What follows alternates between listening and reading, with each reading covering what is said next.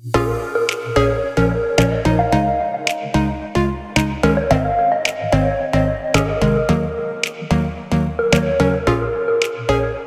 back to another episode of the Practical Church Podcast. My name is Dotson, and this show is all about helping you plant and grow healthy churches. And today's episode is more of an emphasis on the grow portion of that, as I'm going to be sharing with you 5 tips for big Christmas services. So if you're listening to this in real time, getting closer to the second half, the end of November, we're moving into December, Christmas season, then 5 things that you can start implementing this week to have a big Christmas service. Now, before we jump into that, as always, this show is brought to you in partnership with Mission Support.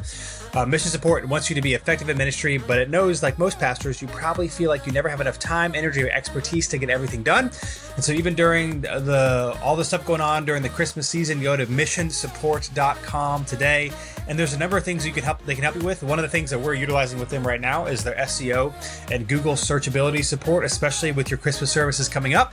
So if you want to get higher ranked on Google, make it easier for people in your community to find your church, go to missionsupport.com today. Look at a number of their services, particularly the Google SEO services. Talk to a guy today and see how they can help you love being in ministry. Again, missionsupport.com. And now today's episode.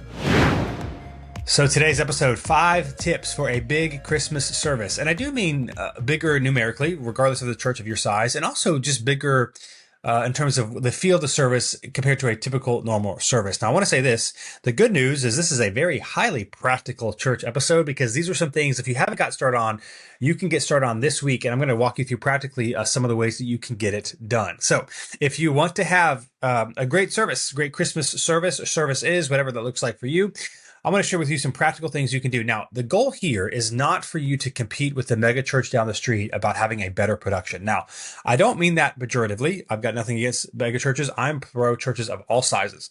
If you're listening to this episode and you're not a mega church, don't think about competing like I've got to have something better than that mega church on the street. What I want to do is have the best version of our church possible, of our church. There are positives, strengths, and weaknesses of churches of all sizes. So again, this is not necessarily about having the best Christmas services in your town.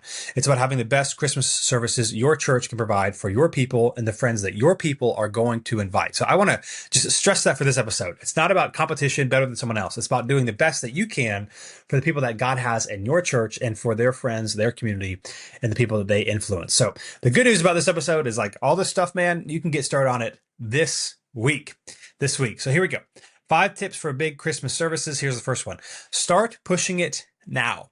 Start pushing it now. Now, if you're listening to this in real time, we have just started pushing it. We started pushing our Christmas services on November 16th, which is the 3rd Thursday in November. Now, we've talked about it, even as I'm recording this in myself real time. It's not quite November 16th yet. We've already talked about other people. It's already on the calendar. They already know what's happening. We've already talked about our need for serving. We haven't put anything out yet. We haven't, before the 16th, we haven't done our Christmas landing page or anything like that. Starting on November 16th is our kind of go time where we're really talking about it, not just mentioning it from stage, that sort of thing, but it's actually being included in the sermon, and it will be every single week until the Christmas season starts. So I would just say, start pushing it now. Push it in your sermon, in your weekly emails, in your conversations with people, in your serve team huddles. And I'm going to talk about here in a second some of the things that you can talk about and what you exactly need to be pushing. But don't wait. People start making Christmas plans sooner rather than later.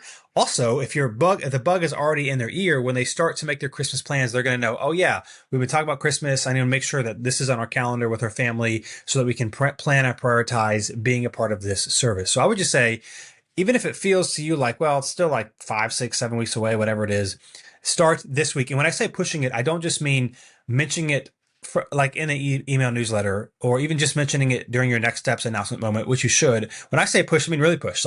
Find ways to incorporate it and include it in your sermon as practical application. Hey, here's what it looks like to be missional. By the way, we have the easiest invite you'll have all year coming up in just a couple of weeks. Or, when you talk about praying for people, man, who can you begin to pray for? Who you can pray for that you will invite, or pray for the service in general. So when I say push it, I mean include it really in the sermon and all of the various ways that you communicate, and do it every week. Again, it's the old adage, and maybe it's cliche. By the time you get tired talking about it, people are just starting to remember it. So it might feel like a lot for you to start talking about it every single week, but just remember, people don't come to church every week, number one. And number two, you're talking about it and thinking about it all the time. They're just hearing it in a few second couple minute clip, or a couple minutes on a Sunday morning once a week. So you're thinking about it a lot, and you might be having a lot of individual conversations about it with people, but overall, the average person is not thinking about this thing that much, and it gets that into their mind, so they start thinking about it before it's too late. So I would just say, start pushing it now. Newsletter, next steps, in the sermon, one-on-one conversations.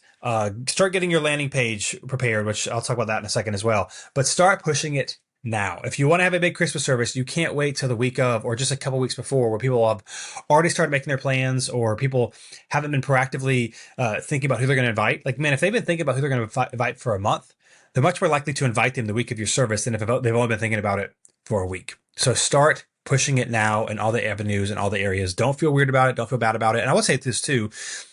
Christmas is one of the times where people don't feel weird hearing their church talk about it a lot. They know it's a big deal. They like Christmas. You got the songs. You might have extra stuff going on. It doesn't feel like, hey, just invite people to our church every single week. It feels very unique, special, and different. And so you can, for lack of a better word, get away with talking about it a lot because people aren't going to feel weird hearing about it. So again, this Sunday, in all of your stuff, however you communicate with your church, start pushing it now. That's number one. Don't wait for just a couple of weeks or just like the week before. You got to start pushing it now if you want to see more people at the service. Number two, you want to start preparing your marketing material. And by this time, you want to prepare it this week and go ahead and get it printed. So there's a couple of things that we're doing, and I'm not saying this is the best or the only. These are just things that we're doing, and you can take or leave it to get you thinking. Number one, as we print out Christmas specific invite cards. So we do Christmas Eve at New Cities, is what we've always done from the beginning. So we do that. So we have our normal business size card, invite cards, but we also print specific Christmas size ones or Christmas service ones, with, our address, time, locations, map on the back of it, all that sort of thing, all the generic stuff, our Christmas, graphics, that sort of thing. And we don't just print them out, because here's the thing. You don't just want to have them. You want to be talking about them from stage, and also having your people hand them out at the end of the service. So we're going to be doing that a lot of weeks. Now we have an area in our lobby where people can get invite cards, but we're also, as people are leaving the auditorium, we're going to have our service team people passing out these cards multiple weeks in a row. Just one to every person. Now, again, some people are going to throw them away. Some people are going to forget about it, whatever. But the fact that they're getting it every single week is reprioritizing, okay, who am I going to give this to? You can have invite cards in your lobby, which is fine, but actually putting them in someone's hand where they don't have to go out of their way or they won't forget about it does make a big difference. And so you could say, hey, give it to someone this week, put it in your dashboard, put it in your bathroom mirror so you're thinking about it, you're praying about it, all that sort of thing. But actually put it in their hands. Now, it's very cheap. I mean, it's on Vistaprint, you can order, I think, 250 for $50. So I would order 5, 750, 1,000, depending on the size of your church. Order a lot. It is worth spending extra for something like this. And the return on investment is huge for people if people actually use it. So print Christmas specific invite cards. And again, if you're watching this week, hey, make them this week so you can have them by the first Sunday in December, and talk about it every week. Hand them out multiple weeks in a row. That's one thing we're doing. Another thing we're doing is we're printing yard signs. And kind of the political yard signs that people put out during election season, those, they're, I don't know the size of them, but I'm talking about the yard signs you see, businesses put out, that sort of thing. We are printing them out and we put them along. We've been in a school before that. We met in a building. And so we put them kind of along the road, the intersection where we do the yard signs. And again, it's just a reminder for people when they're driving by, oh, they're doing Christmas, they're Christmas Eve. Now, again, I'm not saying a yard sign on a road in and of itself is going to bring someone to your church. But if there's multiple point of contacts, you got online stuff, you got people inviting their friends, and if they happen to drive by where your church is, they see it again. It's just a reminder this is happening. But also, you never know if people are driving by and they might be like, oh, I think I want to go to a Christmas service this year. I keep seeing these yard signs near where I'm driving by, where I live, where I work, whatever.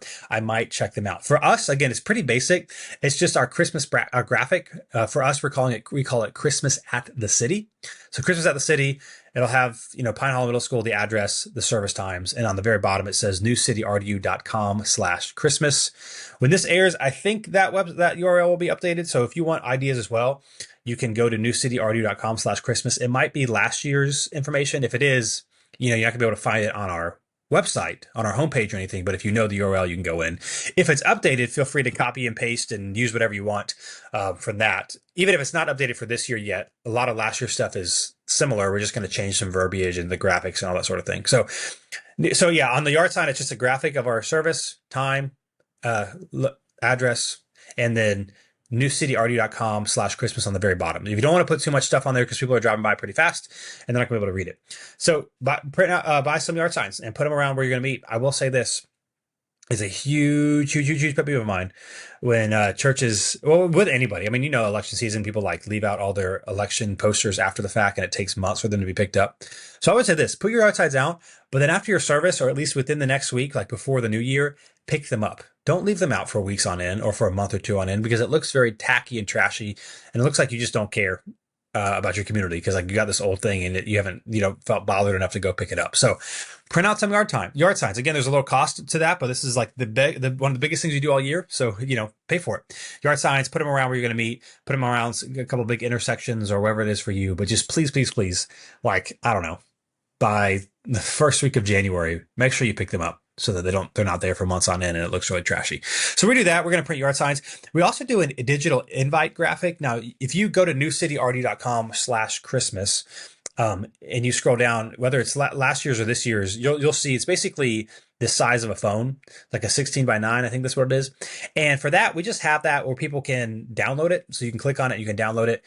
We put it in our email newsletter. We actually do a thing on a Sunday where they can scan a QR code and it sends them the invite, and they can post it online, or they can text it to a friend. A couple of weeks before Christmas, we spent about 5 minutes during about 5-ish minutes specifically just on Christmas, a couple of weeks before Christmas during our announcement section. And we'll put the QR code up on the screen, and we'll tell people during service, hey, text this to a friend or post this on social media right now.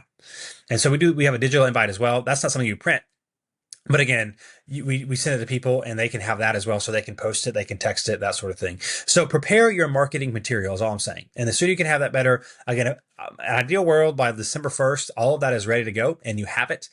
Certainly if you can't have it by the last Sunday in November, certainly by the first Sunday in December, have all of that ready to go so that you can push it for the entire month. Again, people want to invite their friends, but you got to give them handles or ways to do that. It's easy, that they don't have to go out of their way. It's really simple to say, hey, if you're looking for a place to celebrate Christmas, we'd love to have you at our church. Here's an invite card.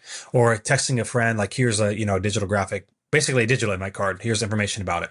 You want to make it really easy for your people because they want to do it, but you want to reduce the friction. So whatever else you might have, I would say, man, get that printed this week so you can hand it out and get it for your people. Those are things that we're doing. Christmas specific invite cards, we're printing those.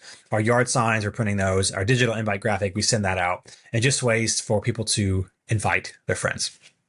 All right, number 3, there are 3 primary asks we're asking for our people. And this is the way we're talking about it. I have talked about it a little bit, but when I talk about like we're pushing Christmas services, here's what we're talking about when I say push. 3 things. Number 1, we're asking our people to prioritize it on their holiday schedule. Now, of course, you can caveat everything to death.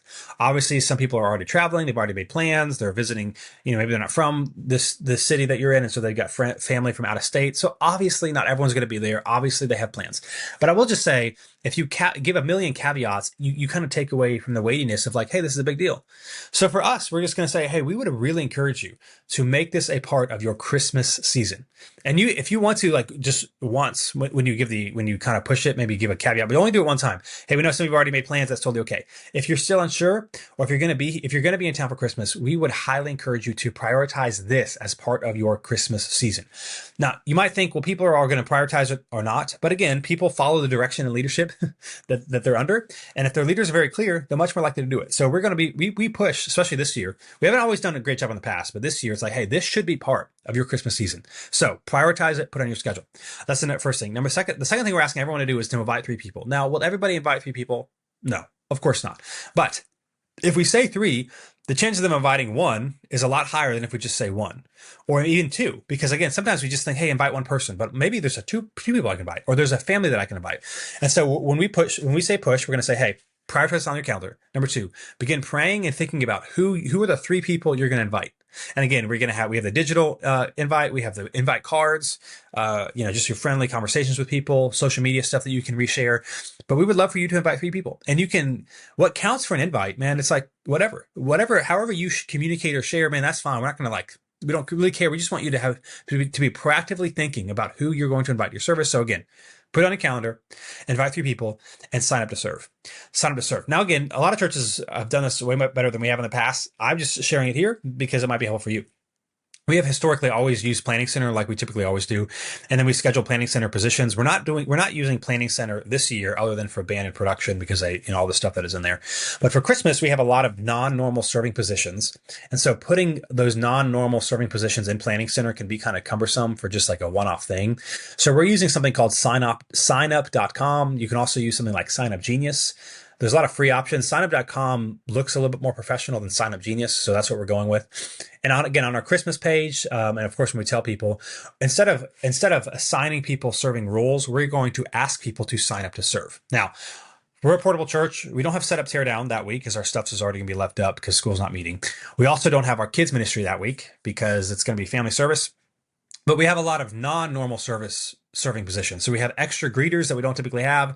We're doing this whole food thing after service. So we need people to bring food. We're going to do like a Polaroid picture taking station. Like there's extra stuff we're doing just for Christmas that's not normal. And so we're going to ask people to sign up to serve. Now, of course, as we get closer to service, if we have any holes, we'll proactively, say, hey, can you do this? We'll make sure it's filled, but we're not filling it on the front end. Now, there are positions that we're not asking, we are filling. So for band, for example, we're not asking our band to sign up. We are going to, schedule the people to play in the band, also in production, because we want people that, some people are better at screens and sound than others. And so we are planning that. And there's a few other positions, but for the most part, we're just going to let people pick. And, it's easy that way when you say, hey, we need more people to serve, instead of you assigning it, they actually have to proactively do it and then go on. Again, for us, we're using signup.com and it's got all the positions and also the quantity of each position we need. So when they go in and sign up, they can see where the need actually is. We're also asking everyone to just sign up for one position because engagement drives attendance. The people that sign up to serve are much more likely, obviously, A, to be there, but B, to invite people. Hey, come and see it. Come to what I'm a part of, because they're spending extra time to make it happen, and so they're more likely to invite their friends. So not only will you have more people there just by making them sign up, you also increase the likelihood that they're going to invite people. So I would try to find extra, serving positions that maybe you normally do. Extra greeters, whatever things you to do. And even if it's something small, you want people to be a part of it. And again, for us, we're just going to ask everyone to only pick one position. Now, we have more of our people coming to Christmas service than we need people to serve. So we don't need everyone to sign up to serve, but we're still going to ask everyone to sign up to serve. Because that way enough people sign up. Now, again, part of this depends on how many services you have and all that sort of thing. We're in a school now, it's a large auditorium. We're only having one service. And so it's not very complicated, but we also want to have as many positions that people can sign up for as possible. So again, the three things we're asking when we're pushing this Christmas service: prioritize it on your calendar, invite 3 people, sign up to serve. And I just want to say this too. People can still invite people and serve. People are big boys and girls. It's okay if their friend comes and has to maybe sit without them for a couple minutes. They'll be okay. But those are the 3 things we're asking when I say push. We're not just saying, hey, Christmas at the City is happening December 23rd at 6 p.m. We're saying, here's what it means and here's what it looks like. Prioritize it, invite 3 people, sign up to serve. So there's actually something being pushed.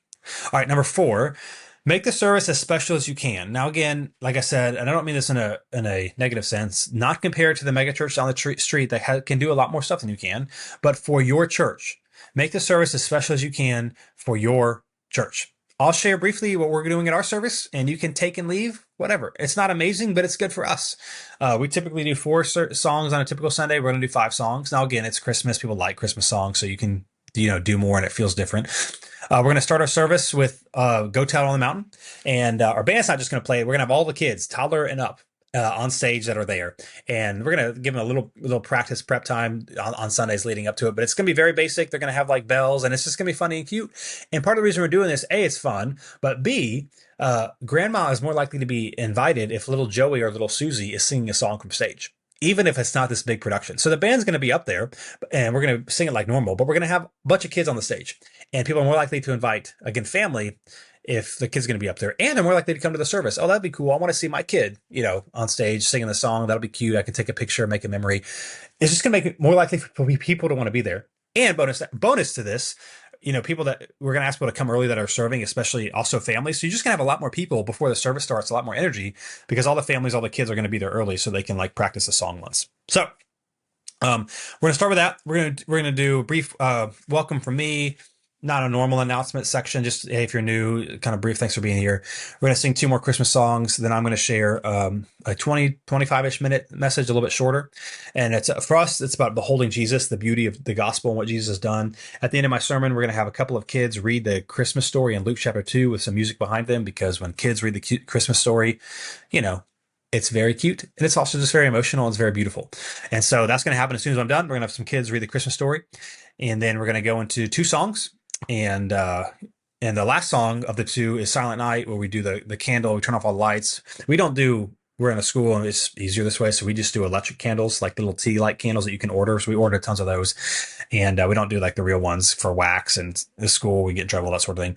And we turn off all the lights, dim the stage. Give people a minute to, people are going to take candles as they walk in. We're also going to hand them out when we come before that last song. I'll come up briefly, say, here's what we're doing, Transversion Light. And we're going to sing Silent Night. And it's going to be really pretty and beautiful and hopefully moving. And it'll probably be about 50-ish minute service. 55-minute service. And then after service, before service, we're going to have a hot chocolate bar, lots of fun stuff. After service, we're going to have a whole bunch of food in the cafeteria area. We're going to have it set up before service. We're going to have it blocked off. So we're not going to do it till after, and a whole bunch of food. And we're going to have a Polaroid picture bar. So we're going to buy a Polaroid camera. We're going to have someone taking Polaroid pictures. We found that just having a backdrop where people can take pictures is like fine, but not a lot of people really do it. But a Polaroid is really fun. And so just another fun thing. And then I think the big thing for us is we have these gift bags that we're giving to everybody. So of course we're doing the whole Connect card thing and all that, but not, especially on Christmas, you're going to have more new people, and not maybe necessarily on Christmas as everyone's trying to fill out a Connect card. Some people will, so you should definitely talk about it. But not everybody will. And so what we want to do is we want to get information into the hands of the new people particularly. And the way we're doing that is giving something to everybody so that new people don't feel like extra called out or weird. So we're going to have little gift bags that we're going to set out next to the front door after service starts. Now, we're not going to hand these out at the back of the auditorium, because after service, there's going to be a lot of people there. People hang out in the cafeteria. They might leave it. So we're going to talk about the little gift bag from stage, but we're going to put it next to the front door, and it just be very clear. Everybody needs to take one of these as they leave, not one per family or one per group, each person.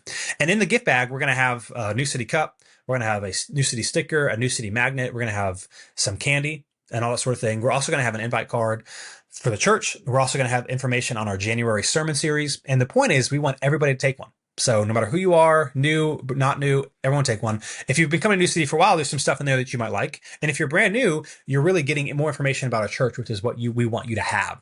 By giving it to everybody, the new people are going to take it. So we're prioritizing the new people for these gifts, but we're telling them they're for everybody so that, everyone can have something that's nice. And that's going to be at the front door. It's going to be in a New City, bag with our stamp on it. And it'll just be fun. And we're going to have a lot of those. So again, this is all extra costs, but it's worth it, man. It's worth it for new people. Here's what we want. We want our people who come to be glad they came. We want our people who did not come to be like, man, I wished I was there. And we want our people who invited their friends to be glad that their friends came. So our thing is not some massive production value in the service itself, because New City cannot provide that. The size of our church, our budget, we're in a school. We can't provide that. Now, we can do the best service we can, but for us, it's just the experience. Hey, I was really glad I was there. So again, we do Christmas Eve. So we're doing it at 6:00. Christmas Eve, in case it's helpful, 4:00 is like the premier time on Christmas Eve. That's the highest attended time. If you could just pick one, or if you have multiple, whatever. For us, Christmas Eve, you have some people working and that sort of thing. It's not Christmas Eve. Plans are a little bit different. So we have found that 6:00, we've done a bunch of different times over the years. Last couple of years, we did 2 services on Christmas Eve because we were in a different space that was smaller. And I think last year we did 4:30 and 6, or last 2 years, something like that. And the earlier service is always the bigger, like 4:30, 6, something like that. And the later service on Christmas Eve is always the larger one. So 6, you might be like, it feels right in the middle of dinner time, but again, it's Christmas, so it feels a little different. And we'll have a bunch of food after too. And I know not everyone will stay for the food, but we'll have a bunch of food. And so we found Christmas Eve, 6:00 seems to be the sweet spot on all the years that we've done it. So Christmas Eve, we're doing 6. If you do Christmas Eve, if you're only doing one service, I'd recommend 4:00 or 4 and 6 or 4 and 5:30, whatever, if you're doing 2 on Christmas Eve. So that's what we're doing. And we're just like, man, we just want to make it special. And we're going to have more people there. We're going to have more people there early, because obviously everyone who's serving needs to come early. We're going to have people who are just bringing some food, but we're still going to ask them to come early, which is going to be nice, because there's going to be a lot of energy before church. You know what this is like. Other than the people that are serving, half the people at your church seem to show up like right when service starts. But on Christmas Eve is a little bit different. And new people are more likely to come early. And if they come early and there's already a bunch of people there, It just feels like something more significant and something more special. So that's a little bit of what we're doing. We're trying to make it special, not over the top, not most amazing thing someone's going to experience, but our people are going to enjoy it, and they're going to be glad they came, and they're going to be glad that they invited a friend. That is our goal for Christmas at the city. And last but not least, I would say this, number 5, the 5th tip for a big Christmas service, and especially big in terms of effective for this one, is tell new and visiting guests what their next step is. So don't just say, hey, thank you so much for joining us for Christmas. You should say something about what you're doing in January, something about inviting them back. Now, for us, again, we're doing the gift cards, or the gift bags. So that's part of it. They're all going to be invited back to that. We're also going to mention from stage, hey, if you're new with us, in January, we're starting this new series, and we'd love to coming back. I would just take a minute in the beginning of service and at the end of service to say, hey, we would love for you to be back, and just say something about the church, something about what's going on in January, something about your services, so that they will, give them something to think about. New City, we always say try 3 at New City. That's kind of our phrase. And so we're going to do that at the Christmas service as well. Obviously, Christmas is a different and unique time. So as you're thinking about next year and thinking about this Jesus thing, or maybe you want to learn more about Jesus, or you want to recommit to Jesus, or you're just new here and looking for a church family, we'd invite you to come back 3 times. And what's kind of funny is people say that to us. And I'm not acting like it's the reason people come back or whatever, but I'm always surprised that people have said to us, yeah, this is my 3rd Sunday, or I'm trying 3, this is my 2nd Sunday. People actually do that because, again, you got to remember, for most people, it's not competition. For most people, it's not, should I go to this church, church A, church B? For most people, it's, should I go to church at all, and should I come back? So if somebody's invited from their friend, they're not church shopping. The only church shoppers really are new Christian, or Christians who are moving to your area, or maybe Christians who experience something difficult at their current church and they're looking somewhere else. Most people, it's like, for whatever reason, they decided to come to your church today, and it's not your church or another church. It's your church or no church. Like, do I come back at all? So I would encourage something like that. Hey, we'd love for you to come back. Like, just be very clear. Again, you might be like, well, it's kind of obvious someone people to come back, but just saying it, just giving clear direction can make a big difference. So the 5th thing I would say is tell new and visiting guests what their next step is. What is it you want them to do? And don't give them 3 things. Just give them 1. And my encouragement for you, the 1 thing, is come back in January. The first Sunday in January, January 4th, I think. January 4th, here's our new series. So you do those things. I think you'll have an effective, helpful Christmas service. Again, the 5 things I shared, start pushing it now.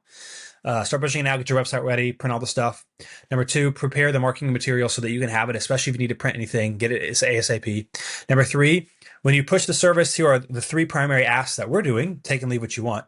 Prioritize it on your schedule. Invite 3 people. Sign up to serve. Number 4, make the service as special as you can. And number 5, make sure you tell the new and visiting guests who show up on Christmas Eve or Christmas Eve at your Christmas service what it is you want them to do. I think if you do those 5 things, you'll have a great Christmas service. So my observation for this episode is going to go along with the theme. Here's my observation, or the title of this episode. Churches that don't make Christmas a big deal miss a massive opportunity. Churches that don't make Christmas a big deal miss a massive opportunity. It is true, generally speaking, Christmas will likely be one of your larger services of the year, but it can be larger than it would be if you actually prioritize it and do something about it. If you just assume people are going to show up, or if you just kind of say, hey, we're having a Christmas service on whatever time, date, we'd love for you to come, that doesn't do much. It creates a lot more energy and excitement if you're proactive. Hey, you should be here. Hey, you should invite 3 friends. Hey, we need you to serve because this is one of the most evangelistic, fun, sweet, special times of the year. People are more likely to say yes to a church invitation than they will all year. And we just know that there will be new people here. And we want to see more people meet Jesus, grow in a relationship with him, or whatever your mission statement is.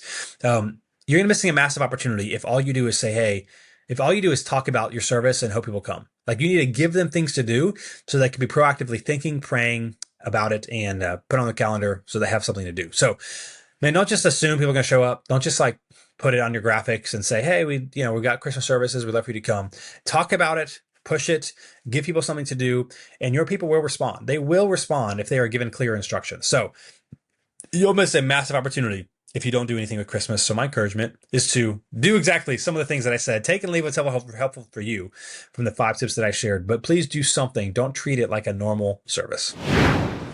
So today's episode, personal growth tip in today's episode, I want to share with you how to get more done by doing less. So think about this. If you want to get more done in less time, what you should do is reduce your quantity and increase your quality. So to get more done in less time, you should reduce your quantity and increase your quality. What I mean by that is less is often more. So instead of haphazardly returning to things with less structure, you should be more intentional when you do it, and your quality will increase. So for example, people who check their email less often, ironically, have better control of their email. Right? The less you check your email, the more control of it you'll have. Pastors who designate a few intentional times to sermon prep in their week often write better sermons than those who work on it every chance they get. Right? You got to here's what I'm going to do it, not like I'm going to haphazardly do it all the time. Musicians and writers who follow a predetermined schedule produce better work than those who work in fits and starts when they are feeling more creative. And this is what's funny to me, again, especially when I read about some of the creative processes of artists and authors. People just assume, well, they just write when creativity strikes.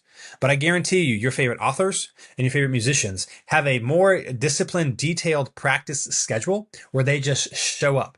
And that is how they produce their good work. They don't just kind of like, hey, when I feel like I'm going to get to it. Like, it's prioritized, it's qualitative when they actually do the work.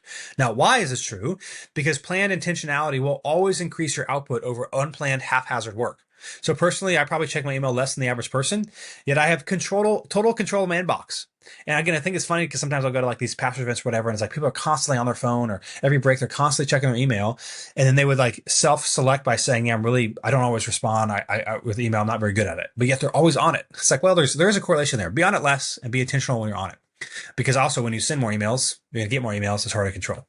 Again, I designate when I check my email and work through all of my emails when I do, instead of just haphazardly checking them here and there.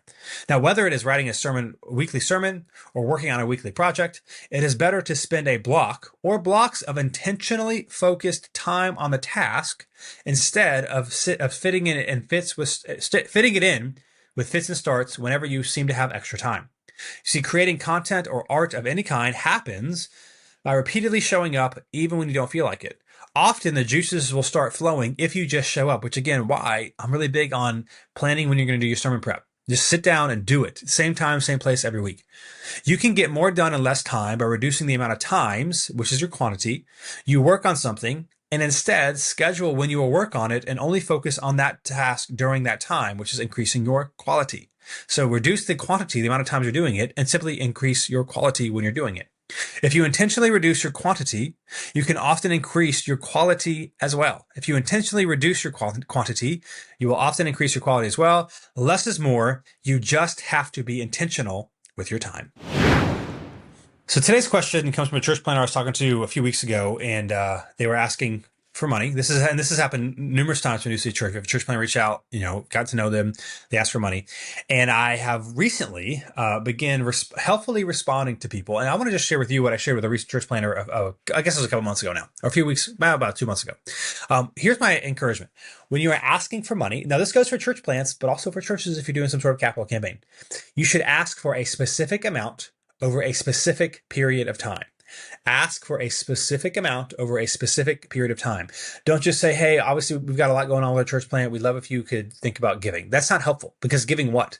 And how do I know if our church, for example, decides to give to you? Are you going to be insulted by that? Are you going to be grateful for that? I mean, I know we say like every dollar matters, but it's like, yeah, if you gave me $100 and that was it, a one-time gift of $100, I'd be like, I mean, that's helpful, but like kind of feels like a slap in the face.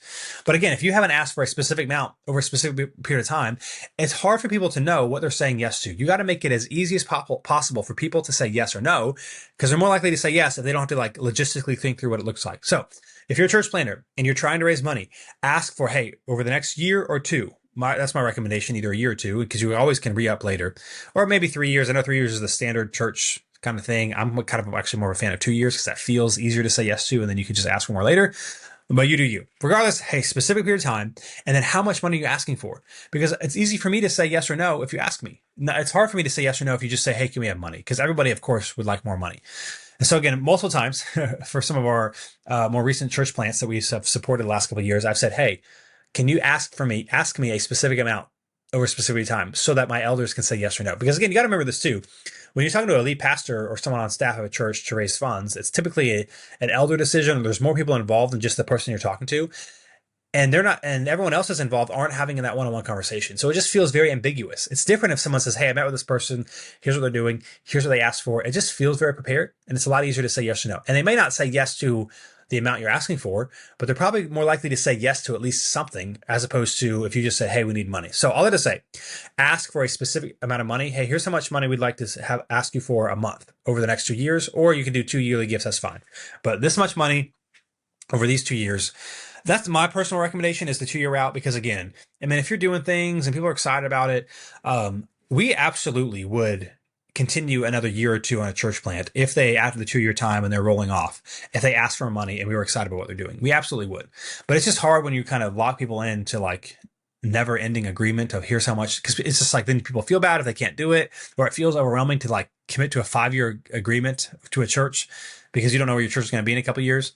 And they're most likely you're more likely, I would say this, to get more churches to sign on board for a shorter time frame and then re-ask if you need to, than to give a longer time frame. You're going to have less churches. Now they might do the longer time frame, but I think you can actually get more money over the long haul if you have more churches involved in the beginning, and then a year or two comes by and just ask them, hey, can you commit to another year? That's the route I would go, and I think it'd be more effective. So when it comes to asking for money, if you're planning a church, ask for a specific amount or a specific period of time. And if you're trying to raise money for a building or for a move, like we did this year, hey, here's our goal, and here's how much we'd like to see over the next X amount of months or years. So specific amount, specific period of time, you're much more likely to raise more money. As always, thank you so much for joining me today on the Practical Church Podcast. If you want more from the show, you can go to Facebook and join the Practical Church Facebook group. We've got other pastors in there asking ministry questions. If you want more from me, you can go to DylanDotson.com/Bible. I've got a weekly newsletter about just the Bible and learning it and get clarity in that. So if you want to do that, you can do that as well. And of course, don't forget to check out our partners at Mission Support. You can head to missionsupport.com today. Check out their services, especially with Christmas coming up. I check out their Google SEO services to get you higher ranked for people that are looking for Christmas services in your area.